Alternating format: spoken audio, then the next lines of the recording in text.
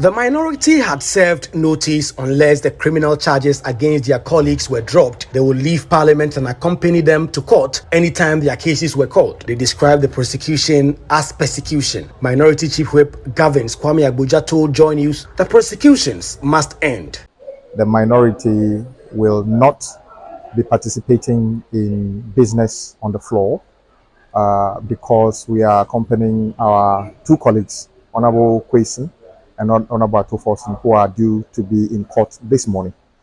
Based on that, we are unable to attend to any government business. We'll be in court to support them. I think the minority leader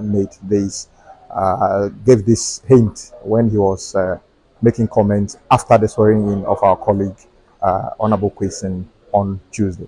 We are in court in solidarity of our colleagues who are being persecuted, as far as we are concerned. At various points of today's sitting, the numbers in the House did not reach the required quorum, but the House proceeded regardless to lay a few papers and rescheduled questions. Questions that stand in the names of the members that are present will be permitted to be asked the minister, so that the minister can answer that and go back to conduct other business.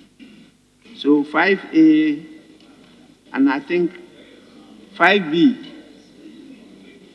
5B2 is not around, so I direct that they be rescheduled. Health Honorable Ajimameno, Minister for Tourism Honorable Awal were all here to respond to the questions, but the members were not available.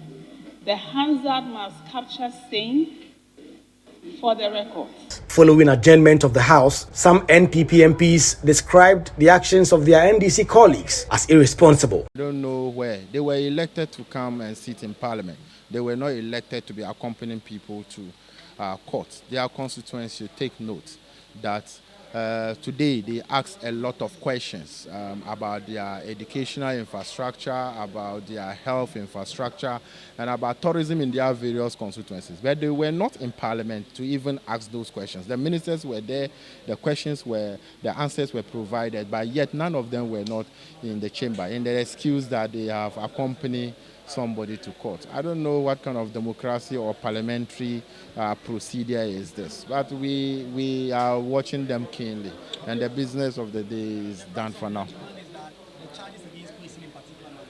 So if we as legislators are making laws and we expect the judiciary to implement it, now we are now telling them that so now Kwesi is above every other Ghanaian. So they should actually call that all cases in court should be dropped, but not of a particular person. Thank you. Because if something happens, we don't take. If we allow him to be not acquitted, but if there's no prosecutor, then obviously you're setting a precedent that would linger on into the future. However, it doesn't also exonerate him, because another Attorney General can come in the future and pick it up and decide to prosecute him. So for me, I think the best thing for him is to go through the processes.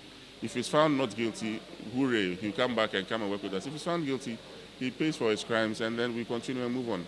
So for me, that's it. So it was an empty House with all 137 NDC MPs deciding that they were going to accompany their colleagues who are in court.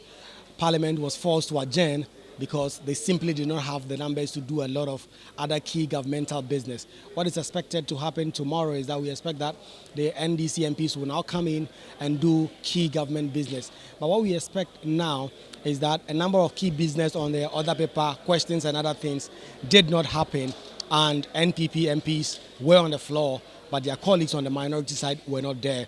Reporting for Joy News, Kweku Asante, Parliament House, Accra.